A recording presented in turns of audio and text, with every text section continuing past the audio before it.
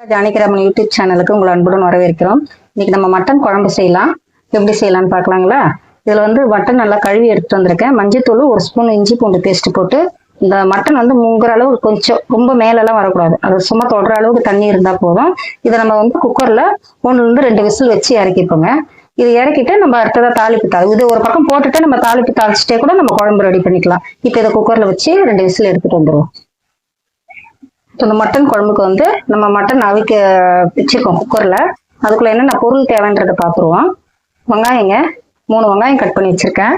தேவையான அளவு கருவேப்பிலை, ஒரு 2 பச்சை மிளகா, தேவையான அளவுக்கு இஞ்சி பூண்டு பேஸ்ட் கொஞ்சம் கூடவே போட்டுக்கலாங்க. ஒரு 3 தக்காளி கட் பண்ணி வச்சிருக்கேன். ஒரே ஒரு உருளைக்கிழங்கு, சும்மா ஒரு வாசனைக்காக நல்லா இருக்கும். மட்டன் குழம்புல உருளைக்கிழங்கு போடும்போது நல்லா இருக்கும். ஒரு உருளைக்கிழங்கு தோல் சீவிட்டு கட் பண்ணி வச்சிருக்கேங்க. தாளிப்புக்கு பார்த்தீங்கன்னா நமக்கு பட்டை, கிராம்பு, அந்த ஐட்டம், அந்த மசாலா, அன்னாச்சி பூண்டு, சோம்பு இவ்வளவுதான் தாளிக்கிறதுக்கு. மட்டன் குழம்பு மசாலா, மஞ்சள் பொடி, அடுத்ததா பார்த்தீங்கன்னாக்கா எல்லாமே ஒரு ஸ்பூன் அளவுக்கு தாங்க எடுத்திருக்கேன். ஜீரகப்பொடி, சோம்பு பொடி, தனியா பொடி இவ்வளவுதான் எடுத்திருக்கேன். நம்ம இதெல்லாம் தாளிச்சுட்டு தேவையான அளவுக்கு நம்ம வீட்டு தூளே போட்டு, குழம்பு தூள் வீட்டு தூளே போட்டு நம்ம இறக்கிப்போம். இப்போ எப்படி செய்யலான்றதை நம்ம பார்க்கலாம். மட்டன் வந்துட்டு இருக்குமா, அது ஒரு 2 விசில் வந்துருக்கு. அதுக்குள்ள நம்ம இங்க குழம்பு தாளிச்சுக்கலாம். இப்பதான் வச்சிருக்கேன். அது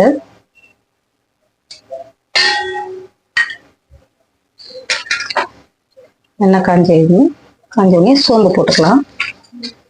சோம்பு, பட்டை, கிராம்பு இது எல்லாமே ஒன்னாவே போட்டுக்கலாம். கடுகுலாம் யூஸ் பண்ணக்கூடாதுங்க.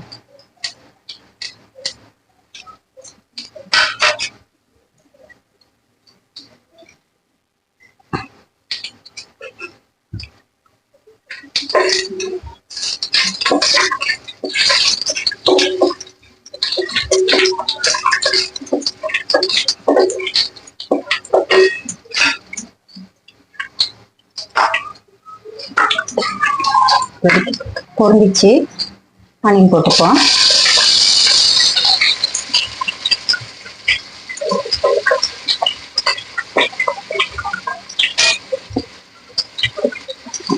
வெங்காயம் போட்டிருக்கோம். வெங்காயம் நல்லா வதங்கட்டோமா.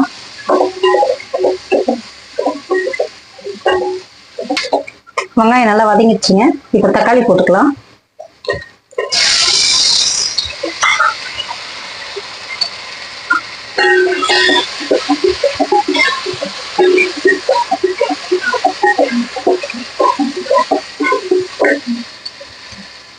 ரெண்டு பச்சை மிளகாய் தேங்கி வச்சிருக்கேன், அதையும் போட்டுருக்கேன்.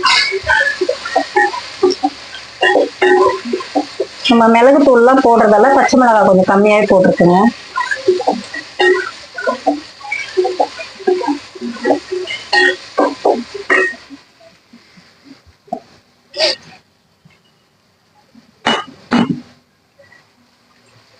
மட்டன் கொஞ்சம் உப்பு போட்டு வேக வச்சிருக்கோம். சும்மா கொஞ்சமா தான் போட்டுருக்கேன். அந்த குழம்புக்கு தேவையான உப்பு நான் போட்டுறேன். தக்காளி கொஞ்சம் வதங்கிடுச்சுங்க. இப்போ நம்ம ஒரே ஒரு உருளைக்கிழங்கு கட் பண்ணி வச்சிருக்கோம் இல்லைங்களா, அந்த உருளைக்கிழங்கு போட்டுருவோம். அது கொஞ்சம் வேகம், கொஞ்சம் எண்ணெயிலே. நம்ம மட்டனுமே குக்கர்ல வச்சு தானே இதில் மிக்ஸ் பண்றோம். அப்புறம் உருளைக்கிழங்கு கொஞ்சம் வேகாத மாதிரி, தக்காளி கூட கொஞ்சம் வதங்கிட்டாரு.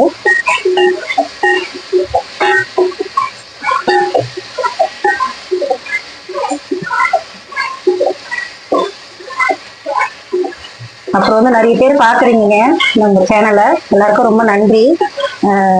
பெல் ஐகானை ஆன் பண்ணுங்க. அப்புறம் சப்ஸ்கிரைப் பண்ணிட்டு பாருங்க. இஞ்சி பூண்டு பேஸ்ட் போட்டுக்கலாங்க.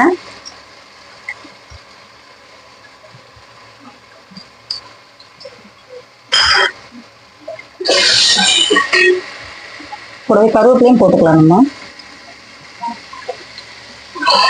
இதெல்லாம் ஒரு சேர நல்லா வதங்கி வரட்டுங்க.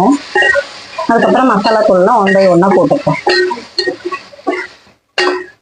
இப்போ இது நல்லா வதங்கிடுச்சுன்னா உருளைக்கிழங்கு மட்டும்தான் எண்ணெயில போட்டிருக்கேன். அது கொஞ்சம் வேகாது. நம்ம குழம்புலாம் ஊற்றி கொதிக்க வைக்கும் போது அது வெந்துடும். அது இப்போ நம்ம மசாலா போட்டுக்கலாம். ஒன்றா பாருங்க. மஞ்சள் 1 ஸ்பூன் போடுறேன்.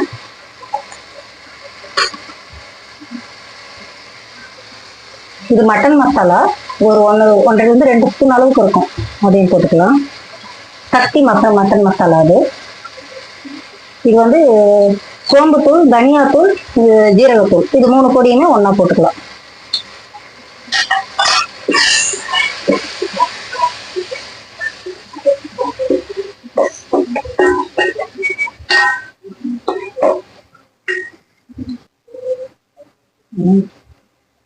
மிளகாத்தூள் போட்டுக்கலாங்க. நம்ம வீட்டில் அரைச்ச தூள் தான் போடுறேன், தனியாக வெறும் மிளகாத்தூள்லாம் அப்படிலாம் நான் போடலை. ஒரு 3-4 ஸ்பூன் அளவுக்கு போட்டிருக்கேன். நம்ம வீட்டு தூள் வந்து கொஞ்சம் காரம் இருக்காதுங்க, இவ்வளோ போடுறாங்களே அப்படின்னு நினைக்க வேண்டாம். காரம் இருக்காது வீட்டு தூள் வந்து. நான் கொஞ்சம் காரம் கம்மியாக தான் இருப்பேன், அதனால வந்து அந்த குவான்டிட்டிக்கு தகுந்த மாதிரி கொஞ்சம் கூட போட்டுப்பேன்.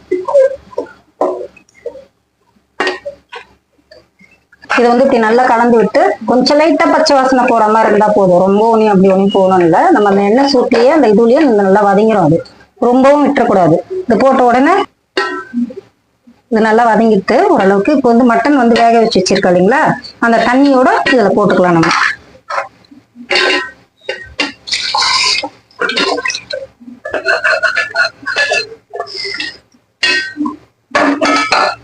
இதே வந்து நீங்க தொக்கு பண்றீங்க, மட்டன் வந்து அப்படியே தொக்கா பண்றீங்கன்னா நீங்க வந்து அதை என்னென்ன குவான்டிட்டி போடுறீங்களோ அதெல்லாம் போடுற மாதிரியே போட்டுட்டு இந்த மட்டன் தண்ணி இருக்கு இல்லைங்களா, அதை ஒரு சூப்பாவும் வச்சு நீங்க குடிச்சிக்கலாம். நான் குழம்புன்றதால அதை வந்து இதுல அப்படியே கொட்டிட்டேன். தொக்குக்கு வந்து அவ்வளவு தண்ணி தேவைப்படாது. அந்த தண்ணியை வந்து அது கூட கொஞ்சம் மிளகுத்தூள், வெங்காயம், தக்காளி எல்லாம் போட்டு நம்ம ஒரு சூப்பா வச்சு குடிக்கலாம். சும்மா ஒருத்தர்ல இருந்து 2 பேர் குடிச்சிக்கலாம் அந்த தண்ணியில சூப் வச்சோம்னா. இந்த குழம்புக்கு தேவையான அளவுக்கு மட்டன் தண்ணி மட்டும் தான் ஊத்திருக்கேன். அந்த தண்ணி வந்து நீங்க தனியா மட்டன் மட்டும் போட்டு தொக்கு மாதிரி பண்றீங்கன்னா மட்டன் மட்டும் யூஸ் பண்ணிட்டு அந்த தண்ணியை தனியா எடுத்து நீங்க அந்த பெப்பர் தூள், ஒரு வெங்காயம், ஒரு தக்காளி எல்லாம் போட்டு சும்மா கொஞ்சம் கொஞ்சம் போட்டு மசாலா, பெப்பர் தூள் எல்லாம் போட்டு நம்ம ஒரு சூப்பா வச்சு அதை குடிச்சிக்கலாம். அந்த தண்ணியில வந்து சும்மா இதுல இருந்து ஒரு 2 பீஸ் கறி மட்டும் எடுத்து போட்டு அப்படியே செய்யலாம். அந்த தண்ணி தொக்குக்கு வந்து அவ்வளவு தண்ணி தேவைப்படாது இல்லைங்களா, அதனால அது ஒரு சின்ன ஒரு டிப்ஸ் மாதிரி சொன்னேன். இப்ப இது வந்து நல்லா ஒரு சேர எல்லாமே நல்லா கொதிச்சு வரட்டுங்க. லாஸ்டா இறக்கும் போது ஒரு ஸ்பூன் கசகசாவும் ஒரு 6-7 முந்திரியும் வெந்நீர்ல ஊற வச்சு வச்சிருக்கேன். அதை வந்து மிக்சியில வந்து நல்லா நம்ம ஃபைனா பேஸ்டா அரைச்சு நம்ம இதுல போட்டு இறக்கலாம். தேங்காய் போட மாட்டேங்க மட்டன் குழம்புக்கு. தேங்காய் ஒரு சில விருப்பப்படுறவங்க இந்த லாஸ்ட் ஸ்டேஜ்ல இப்ப நான் போடுற மாதிரி அது கூட தேங்காவும் சேர்த்து நீங்க போட்டுக்கலாம். நான் போட மாட்டேன், ஏன்னா நாங்க வந்து ரைஸ்க்காக குழம்பு வைக்கிறேன். இதே டிஃபனுக்குன்னு நம்ம வச்சோம்னா தேங்காய் போட்டுக்கலாம். நம்ம டிஃபனுக்கு, இட்லி, தோசைக்கெல்லாம் வைக்கிறோம் பாத்தீங்களா மட்டன் குழம்பு, அதுக்கு நம்ம தேங்காய் போட்டுக்கலாம், நல்லா இருக்கும். இப்போ கொஞ்சமா மிளகுத்தூள் போட்டுக்கலாங்க, போதும். ஒரு ஸ்பூன் அளவு தான் போட்டிருக்கேன். இது கொதிக்கிட்டேன் நல்லா. மிளகுத்தூள் வந்து எப்பயுமே எல்லா தாளிப்பு அந்த மசாலா தூளோட எல்லாம் போடலை, தாளிப்புக்கு தாளிச்சு தண்ணி எல்லாம் போதுமான அளவுக்கு ஊத்திட்டு அதுக்கப்புறம் நீ மிளகுத்தூள் போட்டு கொதிக்க வைக்கணுங்க. அந்த கசகசாவும் முந்திரியும் ஊற வச்சிருக்கேன்னு சொன்னல, அதையும் பார்க்கலாம். ஒரு ஸ்பூன் கசகசாவும் கொஞ்சம் முந்திரியும் போட்டு ஊற வச்சிருக்கேங்க. இதை நல்லா ஃபைனா பேஸ்டா அரைச்சு கொஞ்ச நேரம் ஊறட்டும். குழம்பு கொதிக்கிறதுக்குள்ள இது நல்லா ஊறிடும். அதுக்கப்புறம் இது பேஸ்டா அரைச்சு நம்ம அதில் போட்டு இறக்கிக்கலாம். இருக்கும் நல்லா, குழம்பும் கொஞ்சம் திக்கு கொடுக்கும், நல்லா இருக்கும். இப்போ அது குழம்பு கொதிக்கிட்டேங்க. கொதிச்ச உடனே நம்ம பார்க்கலாம். இப்போ பாருங்க குழம்பு நல்லா கொதிச்சு வந்திருக்கு. நல்லா நல்ல ஒரு திக்னஸோட நல்லா ஒரு மணமா நல்லா இருக்கு. இப்போ இந்த சமயத்துல நம்ம எடுத்து வச்சு இந்த கசகசாவும் முந்திரியும் ஃபைனா அரைச்சி வச்சிருக்கேன், அதை அப்படியே இதுல போட்டுக்கலாம்.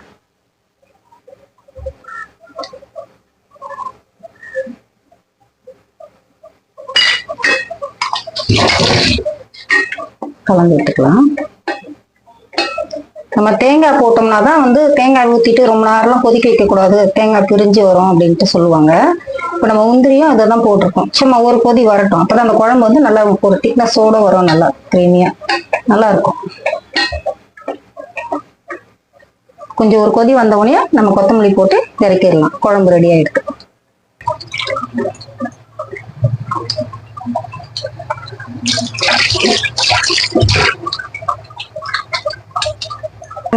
நல்லா தக தக தகன்னு கொதிச்சு வந்துருச்சு குழம்பு. மட்டன் குழம்பு நல்ல மணத்தோட ரெடிங்க. கொத்தமல்லி போட்டு இறக்கிக்கலாம்.